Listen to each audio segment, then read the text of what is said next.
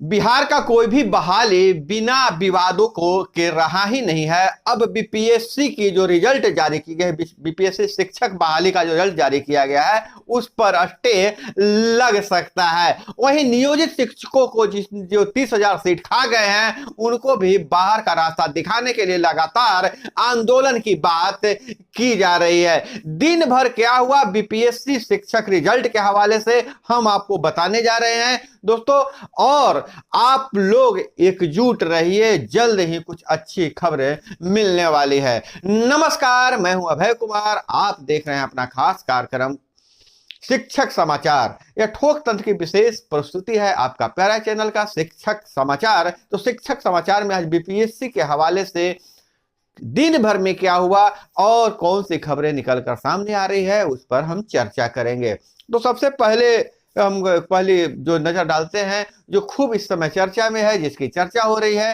कि supreme court ने BEd डिग्रीधारी अभ्यर्थियों का रीट याचिका स्वीकार कर लिया है। इस हवाले से उनके वकील कह रहे हैं कि रीट याचिका स्वीकार होते ही खुद ब खुद शिक्षक रिजल्ट पर, बीपीएससी शिक्षक रिजल्ट पर स्टे लग गया है। वहीं दूसरी तरफ बीपीएससी पास वैसे अभ्यर्थी जो क्वालिफाई कर चुके हैं और उनका नहीं हुआ है जबकि सीटें खाली हैं, इसके खिलाफ हाई कोर्ट में याचिका दायर किया है। अभी याचिका स्वीकृत हुई कि नहीं स्वीकृत हुई है इस पर अभी कोई खबर निकलकर सामने नहीं आ रही है। लेकिन बीपीएससी जो पास अभ्यर्थी हैं उनकी मांग है, उनके मन में बहुत पीड़ा है और उस पीड़ा को बयां कर रहे हैं। तो अब जो है 2 नवंबर तक का 2 नवंबर का इंतजार हो रहा है। 2 नवंबर के बाद अगर सेकंड लिस्ट नहीं निकाला जाता है तो जो बीपीएससी जो पास है, जो क्वालिफाइड जो लोग हैं वह सड़क पर उतरने के लिए तैयार हैं। हालांकि बिहार के छात्रों के साथ नाइंसाफी तो हुआ ही है, यह दूसरे प्रदेश के लोग भी कह रहे हैं। दूसरे प्रदेश के भी लोगों का मानना है कि बिहार के छात्रों के साथ नाइंसाफी भी है, लोग मजाक उड़ा रहे हैं, हंस रहे हैं बिहारी छात्रों पर। हालांकि बिहारी छात्र इतने मेहनती और मेधावी हैं कि सरकार को भी झुकाने का दम रखते हैं, लेकिन मुख्यमंत्री जी का जो पता नहीं क्या चल रहा है। नियोजित शिक्षकों को लेकर बहुत सारे लोग कमेंट कर रहे हैं कि नियोजित शिक्षकों को, शिक्षक जो है जो बीपीएससी की परीक्षा पास कर गए हैं, कट ऑफ मार्क्स से ऊपर हैं, उनको उनका तो राज्यकर्मी का दर्जा दे दी जाए, जो सुविधा देना है सो दे दीजिए, लेकिन उनसे सीट नहीं भरिए, सीट भरने का बिल्कुल भी काम नहीं कीजिए। तो सीट नहीं भरिए। मुख्यमंत्री जी के बारे में तो आप जानते हैं, मुख्यमंत्री जी सीधे सीधे इसको अपने शिक्षकों को भी मुख्यमंत्री का कुर्सी समझ रहे हैं। जैसे मुख्यमंत्री वही रहते हैं, सिर्फ पार्टी बदलते हैं और मुख्यमंत्री नीतीश कुमार ही रहते हैं। उसी तरह से यह शिक्षकों को, शिक्षक बहाली में भी ऐसा ही खेला कर दिया है कि शिक्षक वही रहेंगे, शिक्षक जो पहले से थे वही शिक्षक रहेंगे, सिर्फ परीक्षा बदलते रहेगा। परीक्षा बदलकर एक ही शिक्षक का तरह तरह से नाम दिया जाएगा।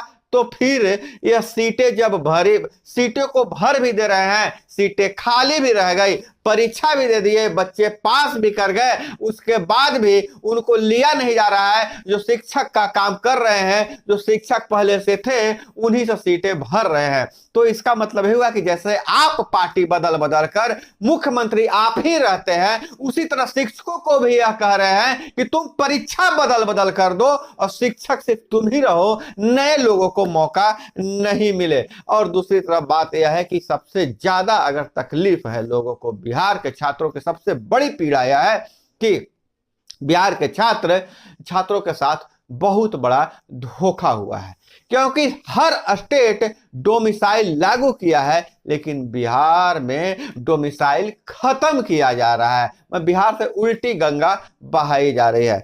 अगर जो चर्चा चल रही है राजनीतिक गलियारों से, जो निकल कर छन कर बातें आ रही है कि सरकार जो है, खास करके तेजस्वी यादव की पार्टी चाहती है कि छात्र उग्र हों, आंदोलन करें ताकि उन्हें मौका मिले कि बिहार में से डोमिसाइल लागू किया जाए, बिहार में भी डोमिसाइल लागू किया जाए, बाहरी लोगों पर रोक लगाया जा सके। हालांकि जिस तरह की पोजीशन है, जिस तरह से गठबंधन चल रहा है, तेजस्वी यादव या राजद कोई भी नीतीश कुमार के फैसले के खिलाफ सामने नहीं आना चाहते हैं, इसलिए यह चाह रहे हैं। हालांकि डोमिसाइल खत्म करने से नीतीश कुमार को फायदा या हो चाहे नहीं हो, लेकिन अगर सबसे बड़ा नुकसान होने जा रहा है तो आरजेडी को नुकसान होने जा रहा है। आरजेडी किस मुंह से पब्लिक के बीच में जाएगी, आप समझिए, किस मुंह से पब्लिक के बीच में जाएगी कि हम बिहार के लिए क्या करेंगे।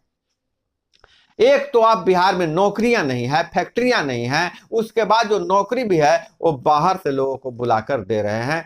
तो लेकिन इसके लिए सरकार भी, जो सरकार के घटक दल भी हैं, इंतजार कर रहे हैं कि कौन सा बहाना से बिहार में डोमिसाइल लागू किया जाए, बाहरी लोगों को रोका जाए। खैर आप खुद समझदार हैं, आप समझ सकते हैं, बहुत ज्यादा कुछ हम चैनल पर कह नहीं सकते हैं, क्योंकि फिर आप समझ ही रहे हैं अभी जो हो सकता है। इसलिए समझदार के लिए इशारा काफी है कि सरकार चाहती क्या है। और दूसरी बात कि जो बीपीएससी पास कर गए हैं, बीपीएससी पास करने वाले 2 तारीख का इंतजार कीजिए। बहुत लोग कमेंट में लिख रहे हैं कि आप आइए, आप नेतृत्व कीजिए। तो भाई मेरा जो काम है आपकी बातों को लोगों तक पहुंचाना। कम से कम मैंने एक प्लेटफॉर्म दिया है जहां से आप सब लोग मिल रहे हैं, अपने विचार व्यक्त कर रहे हैं। मैं भी अपना विचार दे रहा हूं, कमेंट पढ़ के जो आप जो कमेंट में करते हैं वो भी मैं बात बुलाता हूं, आपका भी विचार को मैं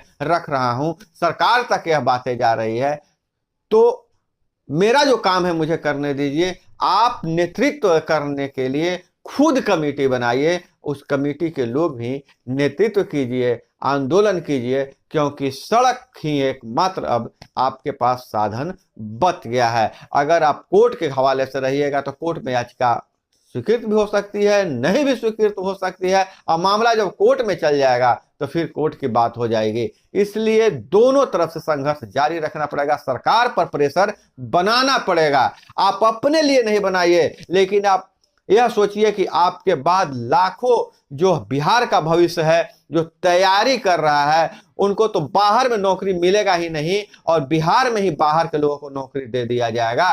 तो ऐसी परिस्थिति में बिहार में के जो पढ़े लिखे लोग हैं क्या करेंगे, बाहर के फैक्ट्रियों में मजदूरी करेंगे, यही उनकी नियति बन जाएगी। इसलिए अपने लिए नहीं सही, बिहार के भविष्य के लिए आप लोग आवाज जरूर उठाइए। और दोस्तों मैं कह रहा हूं कि देखते हैं लोग, अभी जो YouTube का मेरा एल्गोरिथम बता रहा है, जो YouTube ने मुझे जानकारी दिया है, 90% लोग वीडियो देखने वाले, 90% लोग चैनल को सब्सक्राइब नहीं किए हैं। मात्र 10% सब्सक्राइबर ही जो वीडियो देखते हैं, वह 10% लोग ही सब्सक्राइब किए हुए हैं। सर भाई पैसा वैसा लगना नहीं है, सब्सक्राइब कर लीजिए, सब्सक्राइब कर लीजिएगा तो मेरा हौसला बढ़ेगा और लगेगा कि चलो इनकी आवाज उठाएं तो हमारे साथ भी, हम तो आपको परिवार का सदस्य अपना मान चुके हैं, तो आप मेरा निमंत्रण क्यों नहीं स्वीकार कर रहे हैं।